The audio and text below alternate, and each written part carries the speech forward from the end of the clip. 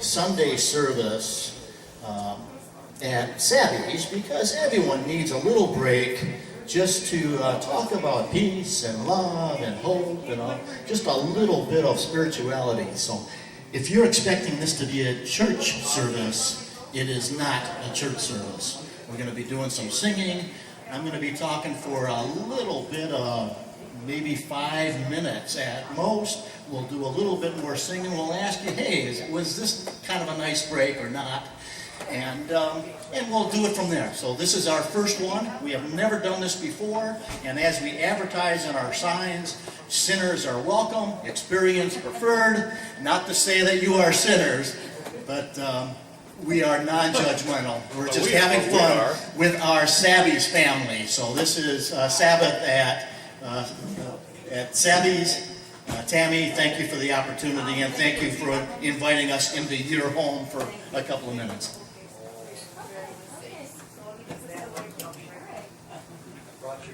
There you go. Is that better? Yeah.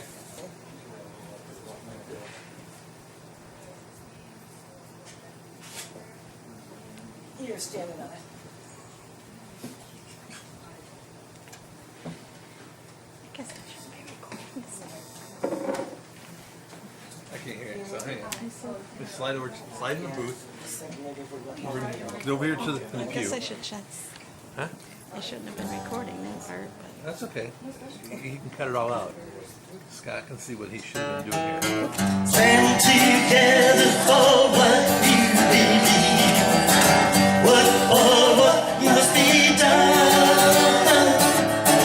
Love each other in all that you do. Till all my people are one. Spread the peace, my brothers. Spread it everywhere. Make the world know right from wrong. Help the world to care. Stand together for what you believe. Work for what must be done and love each other. Love each other in all that you do. Till all my people are one. Cry out the sound of freedom.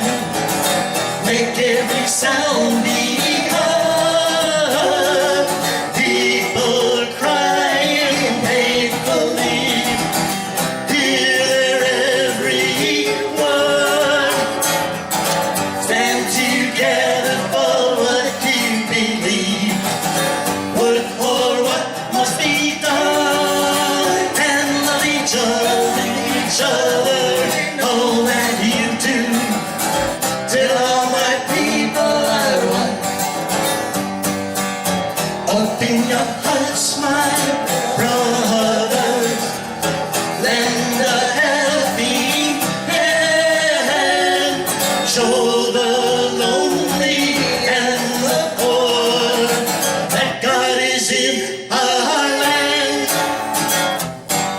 Stand together for what you believe. For what must be done, and love each other, all that you do. Till all my people, till all my people, till all my people are one.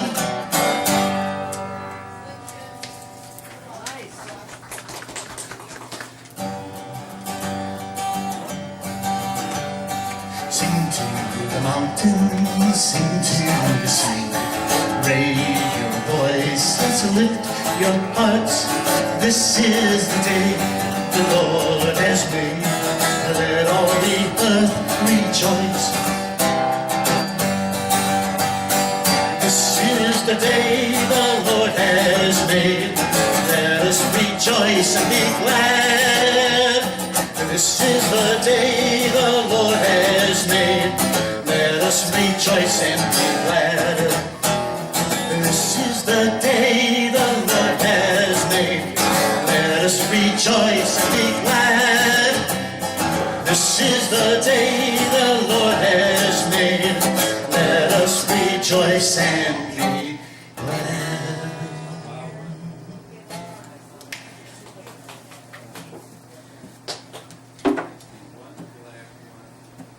Can I get an amen? Amen. Amen. No, this is this is not a church service. This is the day the Lord has made, so let us rejoice and be glad. Every day is a gift, and you've heard it said many times. That's why they call it the present. I've got to tell you about a movie that I saw recently. Well, actually, I saw it many, many years ago. In fact, I saw it on Groundhog Day. And the name of the movie is Groundhog Day. And it featured Bill Murray, played Phil. He was a weatherman from a Pittsburgh television station. They had Andy McDowell played Rita. She was the newscaster that went along on the trip. And then they had Chris Elliott, who was the cameraman. And the Pittsburgh station was going to Puxatawney, Pennsylvania for Groundhog Day. A little background on Phil. Phil was an egotistical womanizer, felt that he was in this dead-end job being a weatherman, simply showing the weather on what it is, and every day was the same as another one. Here it is, storm coming in. Here it is, nice and sunny and warm. And he's been doing that for years. Well, in the meantime, the young associate, Rita, was climbing up the ladder and becoming a newscaster. Their assignment was to go to Puxatawney and do Groundhog Day with the groundhog. So they all check into a hotel, except there was no room for Phil. Phil had to be in a bed and breakfast. So he's away from Rita and Chris, the cameraman. Wakes up in the morning. They all walk over to Puxatawney, where Puxatawney, Phil, what's the groundhog's name? Yeah, that's it. And they go through, they read the proclamation, everyone's dressed up in their tuxedos, the top hat, and Phil announces, here we are in Puxatawney on another day, another Groundhog Day, and here we are. He sees a shadow, so there's going to be 8 more weeks of winter. Gets into their vehicle, he goes back to the bed and breakfast to check out, and now they're going back to Pittsburgh. En route, there's a huge snowstorm, and they have to turn around and go back to Puxatawney. Bill Murray, ends up checking back into the same bed and breakfast where he was, while Rita and Chris go off on their own. Comes the next day. Here it is now February 3rd. On the radio, we have a snooze button, the alarm comes up, and it's Sonny and Cher singing, I Got You, Babe. He gets up, and as he walks to the breakfast of the bed and breakfast, the owner of the bed and breakfast says, oh, good morning, did you rest nicely? That was the exact words that she had said the day before. As he's going down the hallway, here comes one of the other guests. Are you going to see the groundhog today? And he's all excited. And Phil says, yeah. No. Because that was what that gentleman had said yesterday. He goes up there, and here, sure enough, the same people are going. The same groundhog is being taken out of the cage.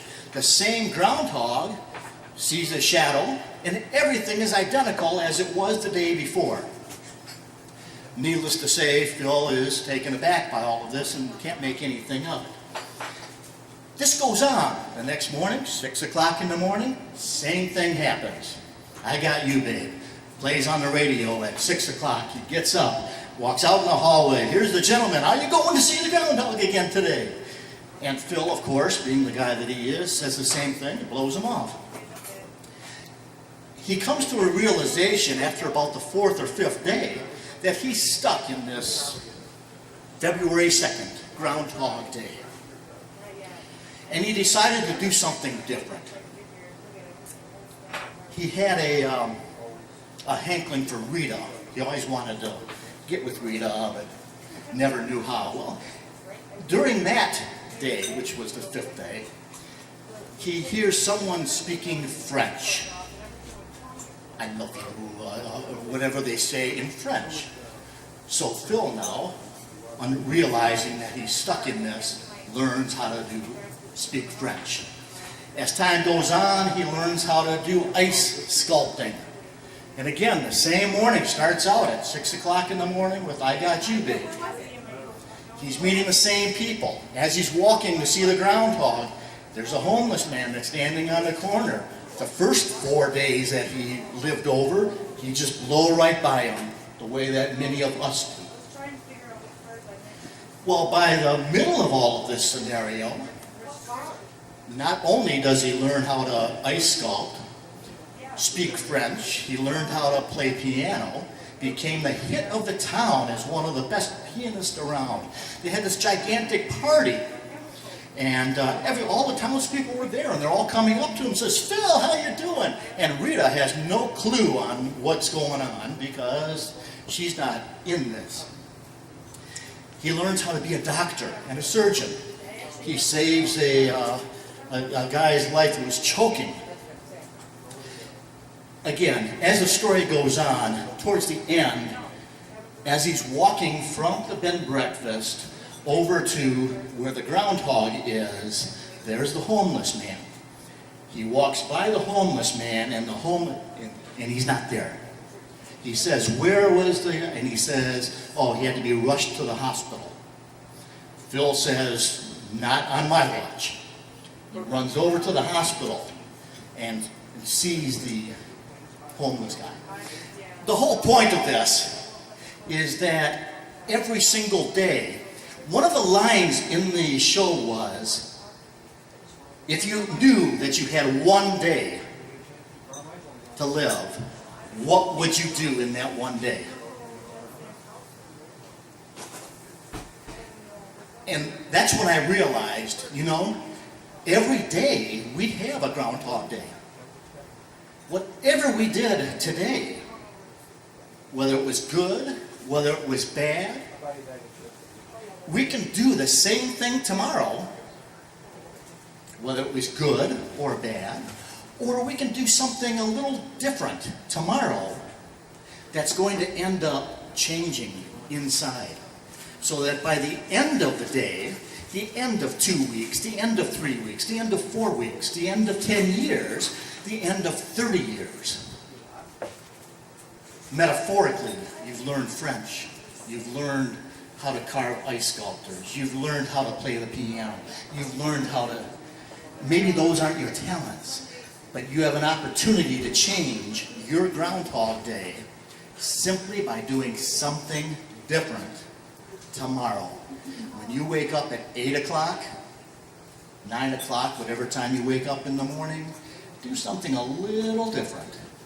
It may just be to say, you know what? I'm going to give Tammy a phone call to say, hey, Tammy, how you doing? Never did that before, have I? No. I'm going to do it tomorrow. Okay, I'll look forward to it.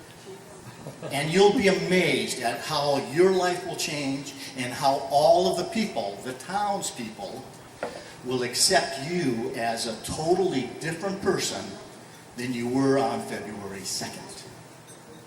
And yet you are in fact still the same person, living the same day over and over and over and improving in every way you can. That was the non-church message. Oh, thanks, sir.